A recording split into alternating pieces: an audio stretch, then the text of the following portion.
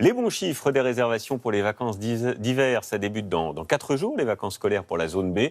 Et après 2 ans compliqués liés à la crise sanitaire, eh bien cette fois, les vacanciers sont au rendez-vous dans les stations de ski dont les remontées étaient restées fermées l'hiver dernier, mais aussi dans le sud où il fait grand beau depuis un mois maintenant, comme à Saint-Raphaël, dans le massif de l'Estérel, où l'on retrouve Audrey Richier et Raymond Chaplard.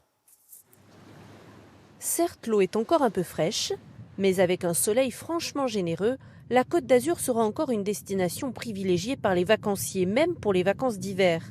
D'ailleurs, certains ont pris de l'avance et sont déjà là ce matin, à Saint-Raphaël, dans le Var. Il fait toujours gris à Strasbourg à cette période. Ici, il y a au moins le soleil, même s'il fait frais, toujours. Donc, depuis qu'on est là, ça fait 15 jours, il fait soleil. On a 15 degrés l'après-midi pratiquement, donc c'est toujours bien. On part au dernier moment, on réserve au dernier moment, on prend les hôtels au dernier moment. C'est le plaisir de la retraite. Continental Saint-Raphaël, bonjour.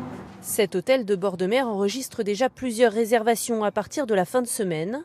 Ça, c'est bien rempli, et surtout on a un groupe, surtout pour le samedi soir. Et retrouve le même taux de remplissage qu'avant la crise sanitaire. Au 1er février, nous sommes à 20% enregistrés.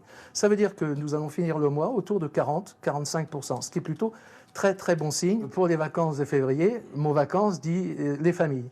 Des familles qui trouvent dans l'est du Var largement de quoi s'occuper. Balades dans les roches rouges de l'Estérel ou randonnées en VTT électrique. Alors ici, nous sommes à côté des étangs de Villepet, une réserve ornithologique où il y a plus de 200 espèces d'oiseaux qui ont été répertoriées. Ce guide accompagne de nombreuses excursions comme celle-ci. Et certains touristes ont déjà réservé leurs prestations pour les prochaines semaines. Il y a déjà des familles, des groupes d'amis qui viennent profiter du soleil et que nous avons depuis plusieurs mois et qui doit perdurer encore dans les semaines à venir. A priori, l'enneigement n'est pas forcément topissime dans toutes les stations. Donc peut-être que cela incite aussi également les gens à venir un petit peu plus sur la mer, c'est possible. Alors la mer ou la montagne, seule certitude pour la première semaine des vacances scolaires dans le sud de la France, c'est qu'elle s'annonce ensoleillée.